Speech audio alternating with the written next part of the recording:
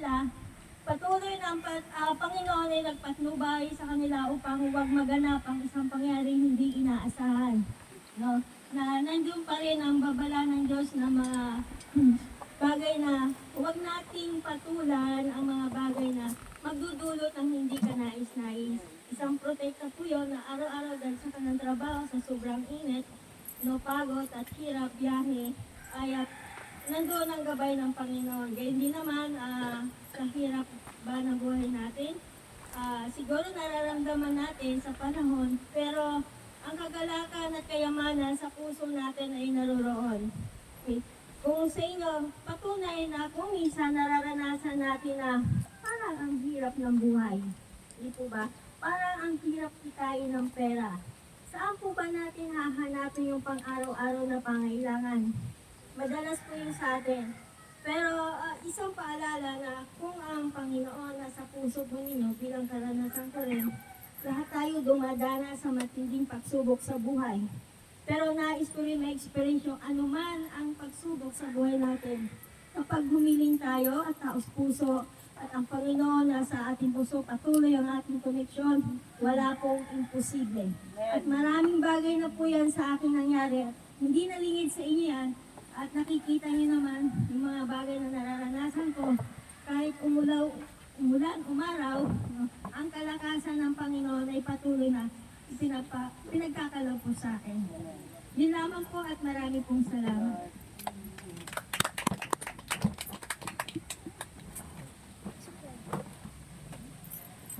Ngayon naman po ay wala na siguro. Tama na yun. Sinubos ko na yung oras. Late na pinili.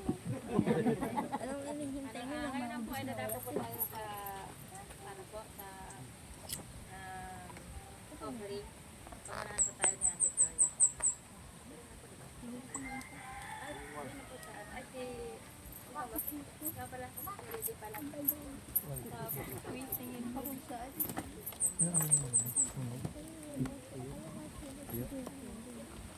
Giving time po mga kapatid. Bago po tayo, quote ko lang po yung ito lang po ito yung Acts 20, verse 35. It is more blessed to give than to receive. May ano lang po yan, pero isa rin po ito sa paborito yung quote ng lola ko nung nabubuhay pa.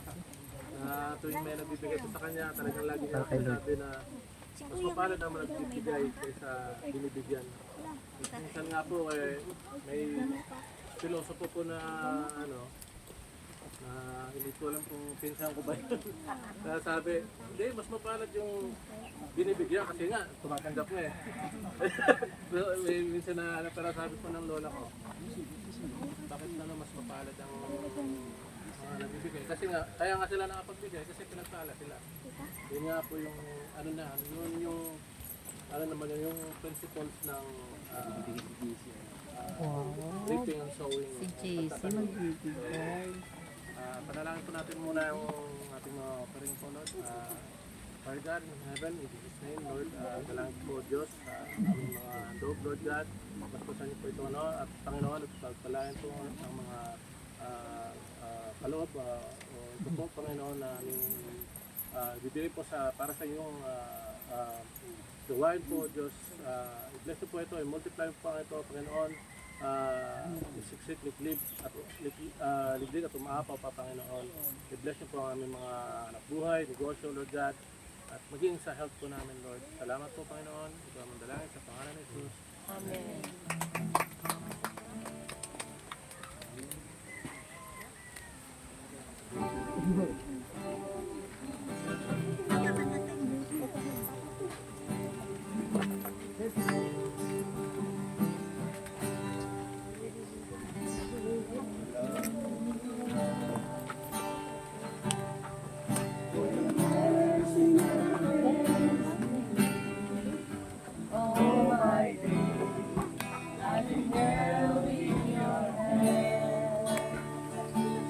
Moving that away.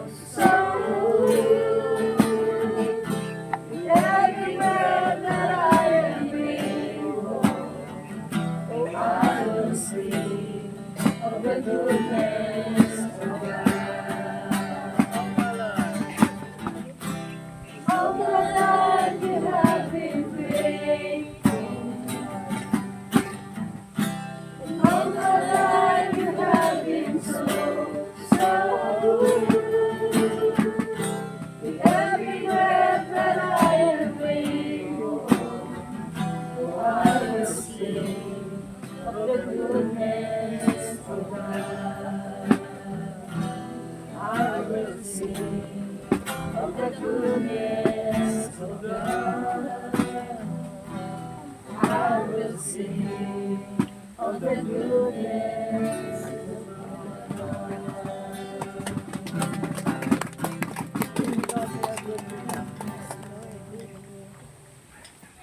Ngayon naman po ay handa po natin ang ating mga puso. Para po sa pakikinig po ng salita ng Panginoon. At natawag po na po si Pastor Arnel na magkasal sa atin. Praise the Lord, magandang umaga po.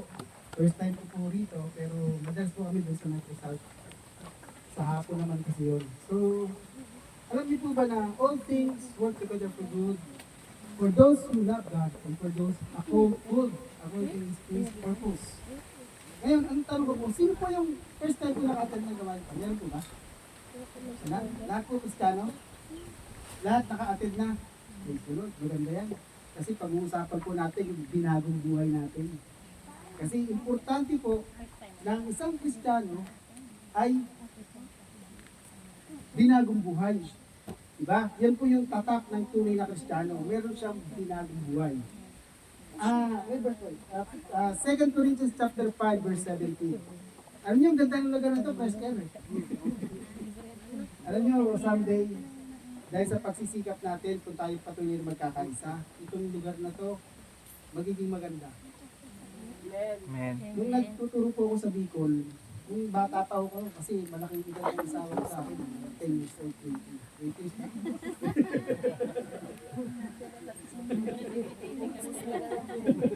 Sabi kasi sa niya, 80 years old. Now, hindi, ano lang yan, mga 10 years ang agwat natin, ha? Ay, di ba? Naniwala talaga Nung panahon po ng nung kabataan ko, madalas po kami sa misyon, Bicol.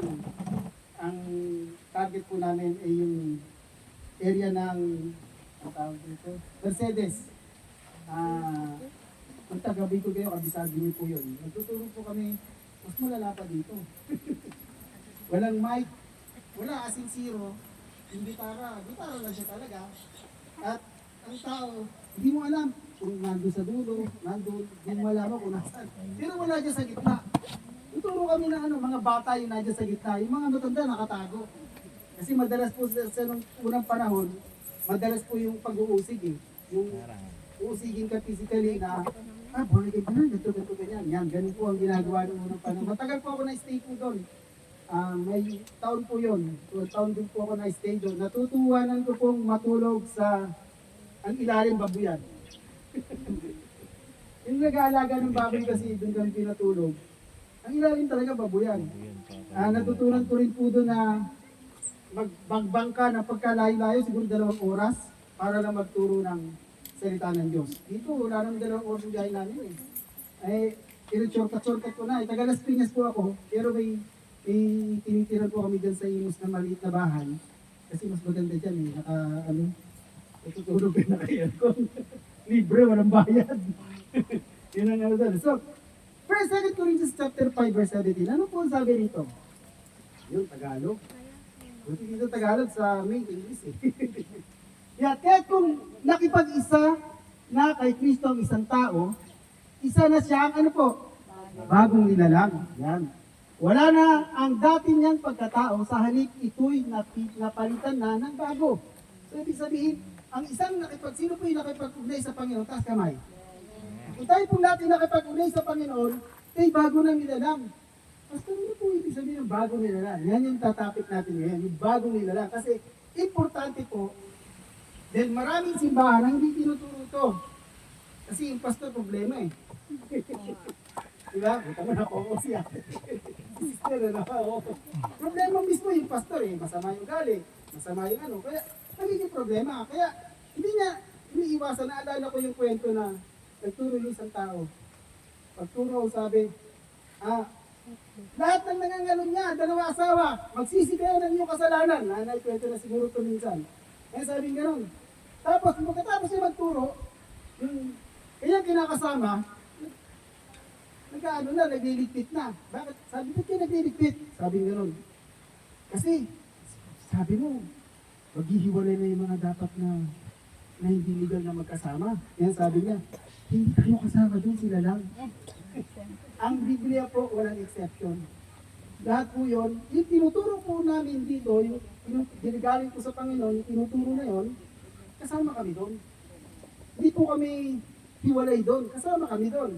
Ibig sabihin, kung may ginagawa din kaming katiwalian, mismo ang Diyos, nakukorek sa amin. Yun lang, nauna lang kami. Kasi yun ang tinuturo ng Biblia. Pero manalangin po muna tayo. Panginoon, sa hapon ito o sa umaga nito, kami nagpupuri at nagpapasalamat tunay na may binagong buhay ay binigay mo sa amin, Panginoon.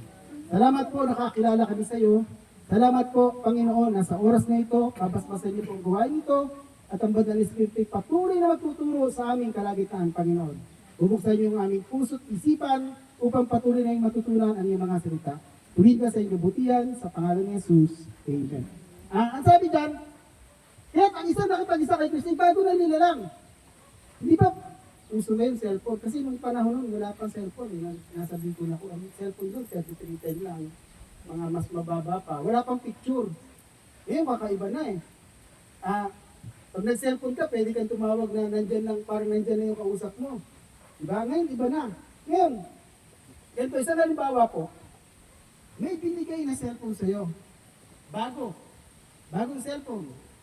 Ngayon, may luma ka cellphone. Ano yung una mong anong gagamitin mo? Yung bago, yung luma? Siyempre, bago na. Bakit? Kasi mas advanced technology yung bago eh. Eh yung cellphone mo, 19 kopong-kopong pa. Halimbawa, so bago na ipipiliin mo. Yun po yung sinasabi ng Diyos dito na bagong nilalang. Now, ang tao po, hindi po siya makapagbago sa kanyang sarili dahil sa kasalanan. Isaiah 59 verse 2, pakiyan na po. Isaiah, yan, maganda to, Tagalog. Isaiah 59:2. Medyo mabagal lang yun. Magaling dito, walang kuryente, pero nagagamit, no? Magaling ng katalinuhan na binigay ng Diyos dito. Kaya sabi ko ba, alam mo pala ako malalapitan pag magpapasolar ako sa bahay. Pag pinag-iipunan ko na nga. Ay, ko na, nan. 89. Ang masasama ninyong gawa, ang dahilan, o maliwanag ko ha, ang masasama ninyong gawa, ang dahilan ng pagkahiwalay o pagkawalay ninyo sa Diyos. Ano nagpapaghiwalay? Masasamang gawa. So lahat naman tayo masama eh. Eh mamaya masasamang gawa. Nagkasala kayo kaya hindi ninyo siya makita at hindi niya kayo marinig. Kaya minsan yung ating panalangin ang nagbubong lang, hindi narinig ng Diyos dahil sa ating kasalanan. Kaya po mayroong John 3:3. No? Buksan niyo po sa John 3:3. Medyo magbubukas pa tayo ng Biblia rito. John 3:3. Yan. Sumagot si Jesus. Sabi ng Panginoong Jesus. Tinagot ko yung tanong na paano po makakabalik yung isang matanda na babalik pa sa nanay? Ibig sabihin, halimbawa si Sister Grace, babalik pa yan sa nanay niya, wala yung nanay niya eh. Paano babalik? So hindi na pwede bumalik. Kaya sabi ng Panginoon, sinagot ng Panginoon yung bagay na tanong ni Nicodemus. Ang sabi dyan, pakatandaan mo, malibang ipanganak na muli ang isang tao, hindi niya makikita ang paghahari ng Diyos. Diba madalas po, may New Year's resolution ng tao pagdating ng New Year. Pero kadalasan, hindi natutupad. Bakit po? Dahil sa kasalanan. Dahil ang tao, alipin ang kasalanan eh. Hindi niya magawa ng sarili. Malibang, ang sabi dyan, malibang ipanganak ka muli, ang isang tao, hindi niya makikita ang paghahari ng Diyos. So, paano ba proseso nun? Pag tayo tumalikod sa ating kasalanan, tinanggap natin ang Panginoon ng Paligtas, nag-uumpisa pong ipanganak tayo muli, spiritually. Nung ipinanganak po tayo muli, nag-uumpisa pong magbago yung ating pag-iisip. No? Mga bagay na hindi maganda, nag-uumpisa pong magbago. Yun susunod po yung 2 Corinthians chapter 5:17. Kaya ngayon, tayo po nakakilala sa Panginoon, binabago niya. Kaya may kantang, binabago niya ako araw-araw. Diba? So araw-araw, binabago tayo ng Diyos. Through our experience, dahil sa ating mga dinadana sa buhay, sa bagay na yun, nag-uumpisa yung pagbabago sa atin. Yan. Halimbawa, mainitin ang ulo. Ako po pag medyo matagal ako nag-aantay sa asawa ko, iniinit ang ulo ko eh. Kasi yung tindahan dun sa amin, na pinaparkihan ko, kinakatok na ako. Nakatitig na lang sa akin kanina. Sama ng tingin. Eh nakasimple ako, pag ganun-ganun lang ako. Hindi nagpapatutug ako ng Christian music, sa sasakyan. Sabi ko, ang tagal naman na ito, nakailang Oh, Ben, tawag na narinig ako. mo yan. Sabi ko, ang dami ata, siyang na-istasyon ata dinaanan nito bago dumating. So, minsan, ano ka, mairita ka. Pero, sa pagtakbo, naisip ko, initis talaga ako ng Lord sa mahabang pasyensya. Kasi, yung pagtitiis, isa po yan sa bunga ng Espiritu Santo. Yung pagtitiis, habang may trials, nandyan yung pagtitiis natin para ma-develop ng lubusan yung ating pagtitiis. Yan. Ano po ang creation? Creation means God making something completely. No? Ang Diyos ay may ginawa sa atin unti-unti na pagbabago sa ating buhay. So, maraming bagay na dapat baguhin sa atin. Kasi dati, masama yung isip natin. Dati pala away tayo. Diba? Parang ganito eh. Alam nyo, dati yung bahay na yan, ang ingay sa umaga. Diba? Yung asawa yun, tatatatatat, yung babae. Yung lalaki, tatatatatat din. Yung mga anak, ganun din. Pero nung nakakilala sa Panginoon, tumahimik. Bakit siya tumahimik? Kasi may binagong buhay. Amen? May binagong buhay. So nung binagong buhay, inusig naman nila. Kasi buhay ko din naman yan, unang kwento yan. Doon naman yung pag-ubusig dumating. Bakit? Kasi nakita nila yung bunga. Bunga ng ano? Bunga ng pagbabagong buhay. Amen? So ganun ka ano po yun kasi ang pagbabagong buhay ay hindi mo kayang sa sarili natin. Kailangan natin ang tulong ng Diyos. No? Katulad na yun. Marami pong may mga senior po na ako nasa condo. Nagtatrabaho po kasi ako sa driver po ako sa isang Standard Chartered. Driver ako ng isang hindi maganda yung posisyon niya. Sa condo nakatira. Sa condo po, pag nasa lobby ka, syempre yung guard babati, good morning. Good morning. Pero yung mga matatanda na doon, pasensya po masungit. May isang matanda doon, pag binati, good morning po. Alam mo siya yung, abot langit na no? Alam mo ganun. Sweet eh. Araw-araw binabati ko ito yung umaga. Kasi dumating ako sa work ko. 5:30 o 5:45. Nandun ako. Mahaga ka talaga lagi. Okay? Dadaan nyo. Masasalubong ko sa daanan. Good morning po. Umamansin.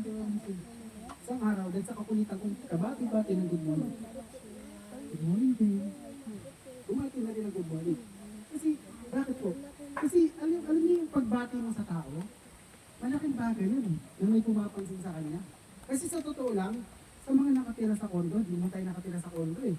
Pero kundi tawag dito, hindi mo tayo nakaalam. Sa mga nakatira, maraming iniisip yan eh. Kung tenant ka, nagbabayad ka ng 30,000 to 40,000. Di ba yun? Siyempre, yung sahod mo, doon na napupunta, di ba? Kung ikaw naman ay hindi tenant, doon ka nakatira, magbabayad ka ng monthly dues. Ang monthly dues doon, 10,000. Dito magkano lang. Dito sa lugar na yan, siguro mga 450. Doon sa kapatid ko sa Montipano, magkano lang doon 10,000. Sabi ko, bakit ang mahal? Sabi ko, bakit ang mahal ng bayad? Sabi nila, kasi yan ang nagbabayad sa guard, sa hardinero, yung excess na tubig, yung street light na yan, dyan namin kinukuha. Ganun ba? Akala ko, ang magbabayad, di Poliper, hindi sila pala. Sabi ko, ayoko na tumira sa condo. Tama na ako dito sa Posporo. Mahirap tumira, di ba? Pero, ang dami iniisip. Kaya minsan, pag binabati mo, hindi ka mabati, hindi ka mapasin kasi ang dami iniisip. Minsan sa buhay natin, sa dami ng iniisip natin, nawawala tayo sa sarili natin. Pero alam nyo, kagandahan, sa dami ng iniisip natin, nandiyan ang Diyos sa tabi natin para tulungan tayo. Para gabayan tayo ng Diyos. Para yung pagbabagong buhay ay patuloy nating makamtan sa ating buhay. Yan.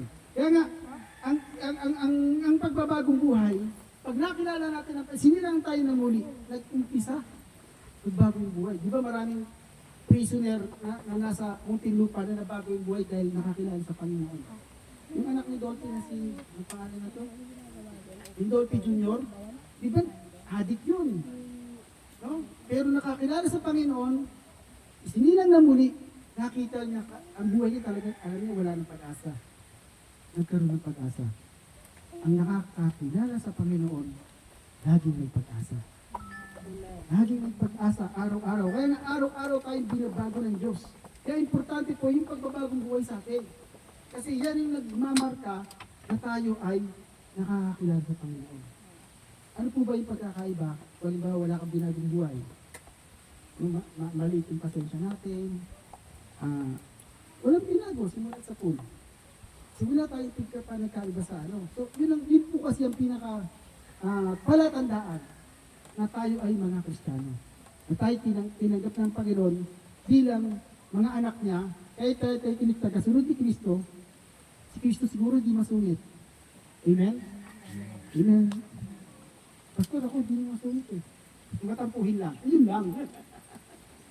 Hindi mo masama yun, paunti-unti. Kasi importante po kasi na may pagbabago sa ating buhay. Alam niyo, sa totoo lang, sa tagal kong Kristiyano, pagiging Kristiyano, sa tagal kong nagtuturo, mas lalo mo kong natututunan kung paano mas baguhin pa yung aking buhay. Pag ang tao may dumating na problema, walang ano dyan, kundi mainit ang ulo. Diba? Lalo pag masyadong rush, problema, yung dumating sa amin problema, hindi biro yun. Biro nyo yung anak ko, pinag-aral namin, grad tech, yung nag-x-ray. Pinasok ko sa magandang ospital. Then, nung time na yun, konektado ko sa isang, ilala ko yung mga fleet manager ng isang malaking company. Yung tinatanong yung anak ko kung graduate na. Oh sir, nakapasa na. Tinawagan yung doktor. Pagtawag sa doktor, agad-agad, pareport ng Lunes. In-interview siya, in-interview. Takot-takot ang interview. Ang pinaka-uling interview niya, ng Radtech. Pinabalik after 1 week. Sabi, training lang daw muna. Pero yung pagiging training, hindi na naging training. Dire-diretso yung trabaho niya. So, ang laki ng bagay na yun. Malaki. Isa pa, nung nagkaroon ng COVID, 2019, 21 o 22 ba yun nangyari? Nung nagkaroon ng COVID, walang hinto. Isang linggo lang huminto ng trabaho. Pinareport na agad. Hindi niyo panahon ng COVID, ako nagdadrive para sa kanya. Ilang beses, nakatatlong beses siya na naging positive. Then nahahawa din sa pasyente. Hindi maiwasan kasi tao, contact to contact eh. Contact to contact. Kung hindi ka nakakilala sa Panginoon, hindi mo dapat aanin yun. Pero sige lang. Kasi nakakilala tayo sa Diyos. Diyos ang magpuprotect sa atin. So, ang nangyari, patapos na yung COVID, may passport na siya, sana, okay na sana, paalis. Kasi pang 5 years niya na dun sa company, tanggap-tanggap ko siya sa ibang bansa. Ang nangyari, sabi ko, sarap sana. Sarap ng mga harap eh. Kasi, pag umalis yun, siguro kami nakasunod. Kasi kukunin kami. Biglang, wow! Biglang nawala. Bilang isang bagay nangyari. Kung wala kang binagong buhay, magagalit ka sa Diyos. The only son, sa mga magpipinsan, siya yung pinakamagandang pinag-aralan na mabilis makapag-ibang bansa. At mabilis din makapag-immigrant sa ibang bansa. So, ando na lahat, prepared na lahat. Pero, biglang nawala. Siyempre, nagtatampo ka sa Diyos. Diba? Pero, kung nagahari ang Diyos sa ating buhay, sabi, Lord, I know all things work together for good. For those who love God, and for those who are called according to His purpose. Isa sa fruit of ng Holy Spirit ay pagtitimpi. So nagtimpi kami, patuloy kami. Ito, buhay pa rin kami. Buhay pa rin kami, maayos pa rin ang buhay namin dahil may pagbabagong ginawaan ko sa amin. So ganoon din po tayo.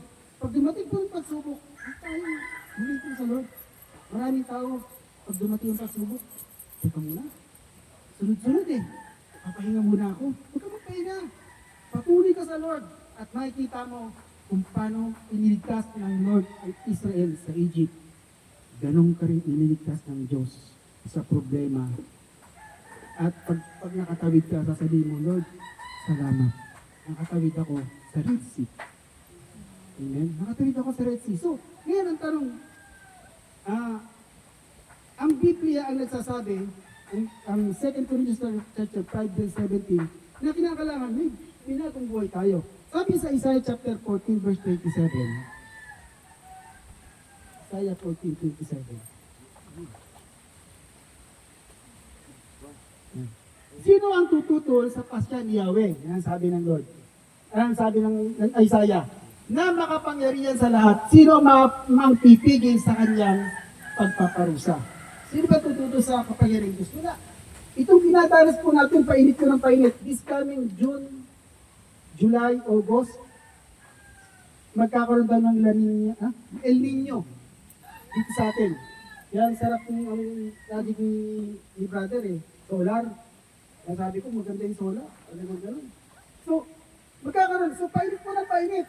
Dapat ba uminit yung ulo natin? Hindi. Dapat mas marami yung ating ulo. Bakit po? Kasi may ginagawang buhay tayo galing sa ating Panginoon. Diba? Kaya walang, habang tumatakbo yung ating buhay sa Lord, may transformation na gaganap. Inside. Hindi po sa labas, inside. May transformation na lumalabas. So, Romans chapter 12, verse 2. Ano po sabi? Sa Romans chapter 12, verse 2. Ang sabi dyan, huwag kayong makiayon sa takbo ng mundong ito. Diba? Maraming Kristiyano ngayon, kahit na Kristiyano na pero umahayos takbo ng mundong ito. Diba? Umati ng simbahan. May isang malaki simbahan dyan sa Dasma. Na-rent yung sasakyan ko, umati ng simbahan, naka-backless. Diba? Naka-short. Yan. So, wala. Kasi yung sabi ng Biblia, ating challenge na ng simbahan, ayusin natin yung nato. Kaya minsan nakikita ng mga ibang sekta, yung ganun. Naka-short, naka-ano. Hindi masama yun kasi sabi nila, tinitignan ng Lord yung puso. Oo nga. Pero pag malinis yung puso natin, pati labas, linis. Amen po ba? Pati labas, linis. Hindi pwedeng loob lang. Pati labas, linis. Yan, ang sabi dyan, mag-iba na kayo sa pamamagitan ng pagbabago ng inyong pag-iisip upang maunawaan ninyo ang kalooban ng Diyos kung ano ang mabuti, kalugod-lugod at ganap na kalooban niya. Eh maraming tao po ang hindi isip, hindi maginawa ang isip. Bakit po? Kasi yung mga yun. Ang mga kabataan po kakaiba. Diba? Ngayon, high-tech na kasi noon. Ito, alam mo kung probinsya tayo, wala to. Kung noong panahon wala to. Ito, wala to. Sigaw. Yan, wala yan. Pero ngayon dahil high-tech na, pati yung laptop na gagamit para makita yung verse. Noon wala yan. Ngayon wala yan. Maswerte po yung nabubuhay ngayon kasi mas pa-high-tech ng pa-high-tech, mas pa-improve ng pa-improve yung gawain ng Lord. No, ganun ng ganun. So, kaya kung yung mindset natin, ima-mindset natin na itong panahon na ito, sobrang init. Ito wala, maraming nagreklamo sa init. Isang balita nga, di ba, na stroke o na atake sa puso dahil pumipila sa ayuda. Di ba? Yung pumipila sa ayuda, na sobrang init, inatake, patay. Sana naman nakakilala sa Lord, pero paano kung gano'n na mangyari? Di ba? Di wala. Mainit na rito, mas mainit pa doon sa impyerno. Kaya nga, yung mindset natin, kung ilalagay natin sa Biblia mismo, sabi, normal lang yan, kasi bakit normal yan? Ano man ang dumating sa akin buhay, maglakad man ako sa init, napasalamat ako sa Diyos. Bakit po? Kasi nasabi ng Biblia, the Lord is my shepherd, I shall not want. Kasi yun yung binabago yung mindset natin. Kasi ang mindset natin, laging tao, pupunan niyo po. Yung isang araw, tumambay po ako dun sa labas. Ang bahay namin, kasi wala akong pasok Sabado eh. Ang boss ko po nasa ibang bansa ngayon, kaya medyo pitik-pitik yung trabaho ko ngayon. Ngayon, hanggang last week, tapos hanggang Friday daw, Saturday babalik. So, papitik-pitik yung trabaho. So, wala akong pasok ng Saturday, tumambay ako sa isang tindahan. Alam niyo po, mga tao doon, naghahanap ako ng mga ideas. Ang reklamo nila, kahit naman siguro tayo, ang taas ng bilihin.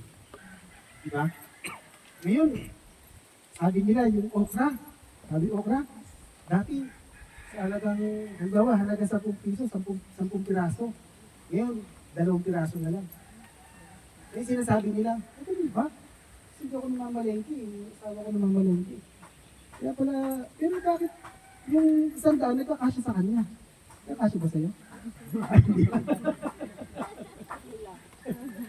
Sabi ko, kaya pala panghihingi ng asawa ko. Sabi ko gano'n. Sa dami ng pinapakain eh. Alam niyo pinapakain namin, 10. 10 aso.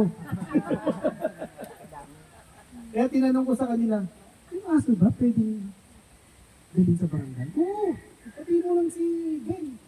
Kukunin nila yan. Ganun. Masapin ko kaya si Ben, ako nang bahala. Para kunin yung ibang aso. Sabi nila, kasi sobrang dami. Eh, tama po yung 2, 3, o 1. Pero yung 10, para ka nagpakain ng 10 tao. Di ba? Eh, ito kung ano kasi yung binili mong 25 kilos, ano ba? 25 kilos na bigas, yung kalahating kaban. Wala pong 2 linggo ubus yun. Pero kung kami 2 lang kakain, eh, sobra yun sa isang buwan. 2 lang kami, eh, pero may kasamang aso. Eh buti po nga kung aso eh maliliit, eh, malalaki, matatakaw. Maangan eh, no? Di ba? Ganun eh. Kaya kailangan, yung mindset po natin, sabi, kahit mataas ang bilihin, kahit sa ilang 20 pesos ang sitaw ay 4 na piraso, sabi natin ganun. Ang Diyos ang magsusupply ng ating pangangailangan. Amen? Sabi ko nga, sige, hindi mo muna dyan sa baksyon ganito. Sabi ko gano'n sa kanya, bahala na. And sabi, seek ye first the kingdom of God. And all these things, and His righteousness, and all these things shall be added unto you. Yung sinasabi ko mindset. Alam ko, na-stop. Yun yung sinasabi ko mindset. So, isip natin yung Lord. Sige, magpakasipag tayo sa gawain ng Panginoon. Ang Diyos ang magdadagdag ng ating needs. Amen po ba? Ang Diyos ang bahala dyan. Sabi ko, bibili tayo ng gas. Magkano yung gas ngayon? 1.4 ba? 1.450. Sa isang linggo, baka bumaba. Baka 1.2 na lang. Diba? Kaya, ang daming problema sa mundo. No? Kaya sabi ko tayo makiayon. Yun sinasabi ng Lord na para hindi makiayon ang ating isipan sa mundong ito, isa-isip natin yung mga verses na ibabalik natin sa ating kaaway. Kasi mindset yun eh. Ay hindi. Kahit ano mangyari, ang Diyos ang magsusupply ng ating pangangailangan. Sabi ng Biblia, seek ye first, unahin natin ang Diyos at kanyang katuwiran. Isusupply niya ang lahat ng ating needs. Walang imposible. Imposible pa sa Diyos? Wala. Kung ang Diyos napakain niya Israel sa kalagitnaan ng wilderness, napakain niya ng mana. Diba? Na mana. Kaya lang, matigas ang ulo ng Israelites. Pinakain niya nga ng mana, ang sabi Lord, huwag na huwag mong sosobrahan. Kung ano yung pangangailangan ngayon lang. Eh, ito mga Israel. Nung pa pala, marami ng magulang. Noon pa. Ito mga Israel, ayaw patalo. Ang daming umuulan ng mana. Huwag sila, harap sila garapon. Kinabukasan yung nangyari sa mana na sobra, nabulok. Diba? Alam niyo po, dito nagkaroon po ako ng idea. Ang Diyos, laging sakto yung pagpapalang ibibigay sa mga sa atin. Hindi sobra. Kung may sobra man yan, para i-share mo, hindi para ang tingin. Kasi yung, parang ganito yung isang driver ko na kwento. Alam mo sa amin, sa Corinthians, kasi kasama ko po mga bigat ng mga amo nila. Ambassador, konsul, mga ganun. Sabi ko, ano nangyari? Pinikita yung bahay, ang ganda-ganda ng bahay. Oh, ano nangyari? Para patayo ng bagong bahay. Walang magawa sa pera amo mo? Sabi ko gano'n. Ano kaya yung religion niya? Ano kaya yung kaluluwa niya? Saan kaya pupunta pagdating ako? Sabi, impyerno, sama na ugali. Ay, ganun ba? Dahil ganun pala. Kaya nga, kung yung mindset natin, kaya sabi, magbago na kayong pag-iisip. Kasi ganun yung normal na tao eh. Pag dumanating yung bagay na ganito, naku, taas na naman ang langis, taas ang gasolina, taas ang lahat. Inaabangan natin kung kailan bababa. Kahit naman ako eh, inaabangan kung kailan bababa. Yun ang mindset natin, physically. Pero ano ba yung mindset ng Diyos? Seek ye first the kingdom of God and His righteousness. And all these things shall be added unto you. Diba? Kung pinakain niya ang isip, kung ang sabi ng Biblia, kung ang maya, walang nagpapakain, pakalat-kalat dyan, napapakain niya. Iba yung mindset ng maya. Kasi pagala-gala lang. No? Pero, tayo pa kaya ng mga anak niya. Sabi rin ng Biblia, walang nakakabilang ng ating buhok, kundi ang Diyos. bilang na bilang niya yung ating buhok. Kung ilan yan. Kaya pagdating sa langkat, ano kaya ang piraso yung buhok ko? Yan. Bilang na bilang niya. Bakit? Kung bilang na bilang niya yung ating buhok, mas bilang na bilang niya yung ating pangangailangan sa buhay. Kaya nga kinakailangan yung mindset natin mabago eh. Yun kaya tayo nag-aaral linggo-linggo ng Biblia. Dati nga, usapan dito, 2 beses na sa isang linggo, 2 beses sa isang buwan. Ngayon, naging 3 na. Susunod yan, 4 na. At susunod yan, hindi na kayo rito. Doon na kayo sa court. Diba? Mas maganda din, may evangelist yung makikinig eh. Mas mga ano mo, diba? Sabi ko gano'n. Kaya, yung isang matanda ditong babae na umanong nakaranig ko nandito, na 87 years old ha? 87. Yung makulit minsan yun eh. Yung matanda rin. Nanay ko yun. Yung makulit yun minsan. Makulit. Kaya, pero, siya, wala siyang ano, pag-ibing yun. Pag-ibing. Ano yung sa akin yun? Yun yung ano, walang, bakit? Bibigay ko. Ganon. Saan ka manghihingi? Di parang, hindi na, dapat sa bulsa mo manggagaling, hindi sa bulsa ko. Ginaganon ko minsan. Pero hindi man, sige nga, o yan na, bigay mo na. Ganun po eh. Ganun yung mindset niya eh. Na kapag giving, kinakailangan makapagbigay siya. So, kasi, ano eh, medyo matanda. Kasi pa, may cancer yun. Pero, awa ng Diyos sa tulong ng Panginoon, yung gamot na binigay ng doktor, nagiging mabisa para sa kanya. Sabi ko, alam mo na ayoko nang abutin yung edad mo, tama na sa akin yung 60. 60? Sa October, 60 ka na, oh. Tama na yung 60. Kasi, pag ganyan palang edad mo rin, makulit. Ginaganon ko yun. Tawa na siya ng tawa. Wala siyang ano. Kasi ngayon, nakatira yun sa ilakas ko kasi, sa kapatid ko. Eh, dati yun, nasa amin. Alam nyo, iba yung mindset niya eh. Kasi, ganun pala pag matanda, ano. Sorry po sa mga may edad mo. Bumabalik sa pagkabata, alam niyo, minsan nawawala yung ano, nawawala sa bahay yun. Alam mo siya nagpupunta? Doon sa mga kilala niyang patay na. Eh, lalayo na natin yan, sabi ko, hindi pwede dito sa bahay ko. Sabi ko gano'n, delikado tayo rito. Baka mamaya, isang araw, nandun na to sa Eva ko, hindi na natin malaman kung nasaan. Kaya sabi ko, dapat sa inyo na mo yan. Sabi, doon sa inyo may gate eh. Hindi makakagawala. Eh dito sa bahay, hindi eh. Maglinis din ng kubeta yung asawa ko o maglaba. Maya wala na, nasa labas na. Yun, lahat na nararating yun. Nakikot yung buong area. Minsan, nagsabi siya, hindi na rin malaman kung paano babalik. Eh, paano kung dumating na hindi malaman babalik? Hintayin pa ba natin yan? Diyan ka na sa Imus. Sabi ko na lang, makulong ka na dyan. Sabi ko na, diyan ka na lang. Mas mahirap mangyari pag dito pa nangyari. Puprobibahin pa kita habang nasa trabaho ko. Sabi ko gano'n. Kaya, yung mindset po natin, yung importante. Kaya, importante po na tandaan natin ng salita ng Diyos yung ating isip. Ngayon, ang tanong, bakit po ba importante na magkaroon tayo ng bagong buhay sa mata ng Panginoon? Number 1, importante po dahil there is a new identity. Yun ang nagiging identity natin sa mundo. No? Yun ang nagiging, we are no longer defined by our past, but we are defined by Christ.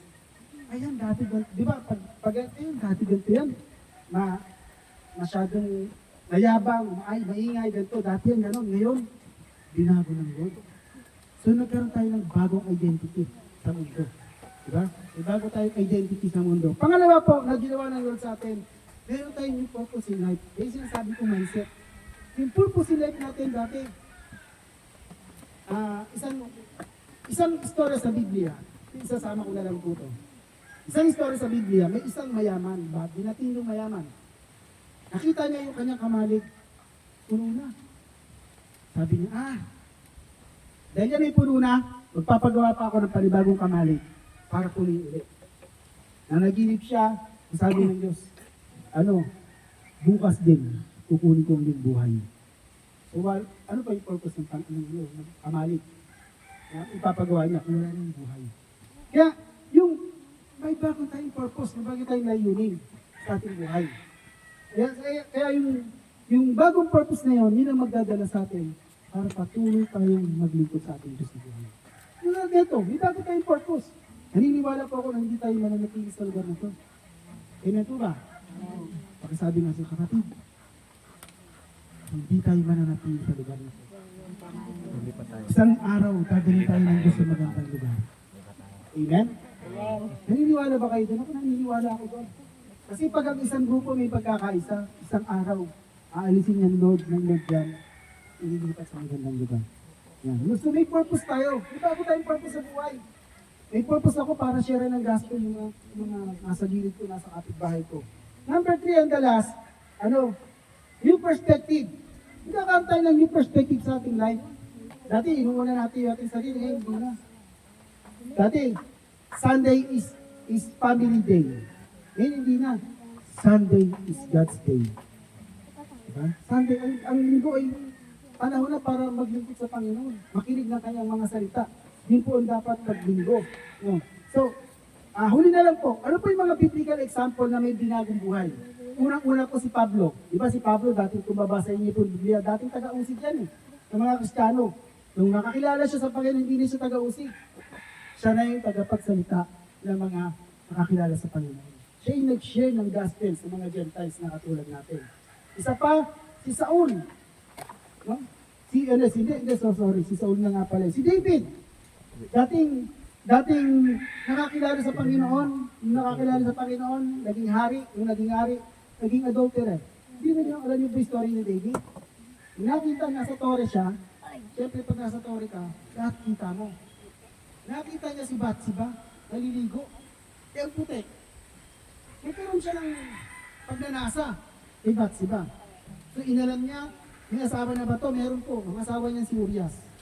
So, ang ginawa, bago niya tinanong, sinipingan si Bathsheba. So, adultery na. So, sinipingan niya si Bathsheba, dahil nakita niya maganda, maputi, ang ginawa niya, nangyari, nabuntis si Bathsheba. Nabuntis po si Bathsheba, Tapos mo na ano. ang nangyari, sabi niya, may asawa to, si Urias. O sige, pumunta tayo sa kalaban. Unahin niya si Urias, nalusubin yung kalaban. Now, sa tingin niya, okay yun kasi pag namatay niya yung asawa niya, pwede sila magsama. Si Urias ko, walang kaalam-alam sa gera. Ang alam mo ni Urias, magsaka lang siguro. Walang kaalam-alam sa gera. Ngayon, pinalusog si Urias. Pagbalik ng mga sundalo, patay si Urias. Sabi niya, ligtas na ako. Ito na si Prophet Samuel. Sabi niya nun, nag-story siya. David, may isang mayaman at mahirap. Yung mayaman, may matabang baka. Yung mahirap, yung mahirap, may baka. So, pareho sila may baka. Nagkataon na yung mahirap, may magandang baka. Ngayon, anong gagawin mo para magkaroon ka ng magandang baka? Kukurin ko yung doon sa mahirap para maging akin. Gagawa ko ng pareha, sabi ni Samuel, ikaw yun. Maalala niya yung kay Urias. Ganun. Kaya, from adulterer, ano nangyari? Naging man of God. Binago siya ng Diyos. Dahil sa pangyayari yun, patuloy siya nakakilala sa Panginoon na naging man of God's heart siya, after God. Ganun po nangyari sa kanya. Kaya sa buhay po natin, pag tayo po ay nagkaroon ng new identity, nagkaroon po tayo ng new purpose and new perspective sa ating buhay, naniniwala ko na ang pagbabago ay darating sa ating life. Amen? Sabi natin, tinanong ko kanina, lahat nakakilala sa Panginoon. So dapat makita ng Diyos, hindi makita. Kasi ang ibang church, ang natatakot sa pastor. Hindi natakot sa pastor. Pastor, tao rin yan. Tao rin yung pastor. Nagkakasala din yan. Pero, ang maganda rin, mas matakot po tayo sa Diyos. Kasi, pag ang Diyos ang kinakatakutan natin, kahit nag-iisa tayo, gagawa tayo ng maayos. Kaya pag may pedestrian, papatawirin sila. May tumatawid. Pero pag wala naman, gulang. Diba? Kasi kadalasan dito sa atin, pag pedestrian, takbulan ako kahit may tatawid. Kaya minsan pag tatawid ako, pinapa-stop pilis ako, wala, marami na kami. Ako na muna, stop! Pedestrian, ginaganon ko. Nag-aaralan sa ano yan. Sa lisensya pagkuha. Pag hindi mo pinadaan yan, ay isa ibig sabihin nun, hindi ka nag-aral. So kaya tayo araw-araw nag-aaral para patuloy po tayo mabago ang buhay. Amen? Palakpakan po natin ang Panginoon. Kahit tayo manalangin, Panginoon, sa umaga nito, kami nagpapasalamat sa iyo sapagkat tunay na nais mong may pagbabagong buhay sa bawat sa amin. Sa umaga nito, nililinis po ang kinakalagan ko po ang masaganang pagpapala sa bawat isang narito. Ano man ang mga pangangailangan ng bawat isa, financially, materially, physically, even kagalingan, Panginoon. Ikaw ang Diyos. Kung nagpapagaling, ikaw ang Diyos na nagsusupply ng lahat ng pangangailangan namin. Sa lahat ng kapurihan, sa pangalan ng Jesus. Praise the Lord.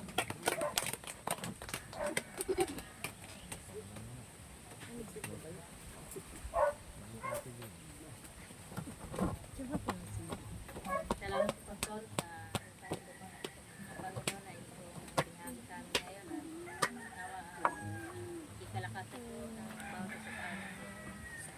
Ngayon naman po ay bago po tayo mag-closing prayer, announcement po next week po, wala po tayong gawain po. So, doon po tayo sa main sa Las Piñas po kasi every first Sunday doon po tayo sa main para po kay para sa komunidad.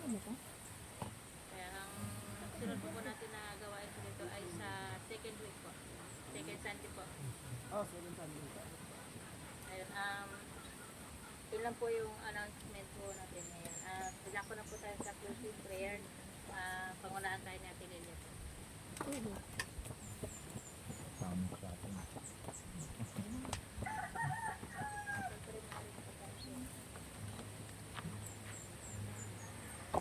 Sige po, tayo po ay magsipagtayo na po. Panginoon namin na sa langit, ito nga po makapangyarihan sa lahat. Maraming salamat sa mga biyayang ipinagdalo mo sa puso, Panginoon. Salamat sa mga taong inihatid mo po rito upang kami makapakinig ng iyong mga salita, Panginoon.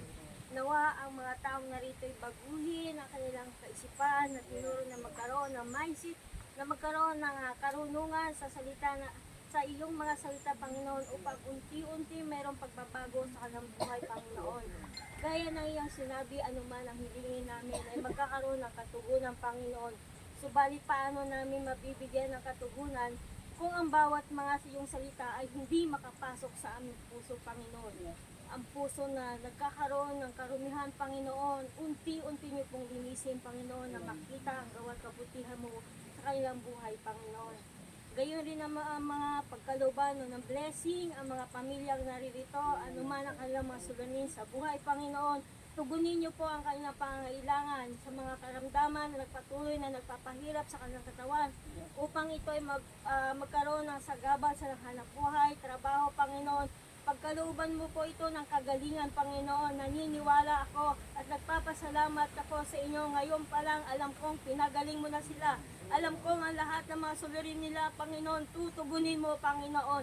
Ano man ang kanilang nararanasan ngayon sa mga sandaling ito, Panginoon, ng buong pamilya nila, Panginoon, alam kong pagkakalooban ito ng iyong pagpapala, Panginoon. Panginoon, sa nagluto, sa nagpagod ng aming pagkain, Panginoon, patuloy mo na pagkalooban ng kalakasan at karunungan, Panginoon, na magpatuloy sa paglilingkod sa iyo, Panginoon. Maraming salamat po. Basbasan mo ang pagkain ng pagpapala, Panginoon. Hindi lang dito, Panginoon, bagkos maging daan kami sa pagpapala sa iba, Panginoon. Panginoon, patawarin mo kami sa mapagkukulang namin, sa mga hindi namin nasayang nababanggit, Panginoon, kung kami nakakasakit ng aming kapwa o ng aming mga kapatiran, Panginoon. Baguhin mo ang aming puso upang higit na mabantayan namin, na masikapan namin na mabago ang mga ganitong pag-uugali, Panginoon, ganitong kaisipan, Panginoon. Panginoon, ang lahat na ito ay pupuri, pasasalamat sa iyo, sa ngalan po niya na sa Jesus. Amen. Baby, asa yung papa mo? Hello po.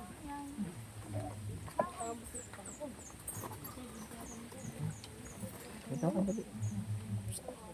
Easy. Dito ka dali. Dali. Pastor Arnel po. Dito ba? Dito lang din po kayo. Malapit Tayo mo? nakakaano pa kayo. Ano ka ba mag-yelo?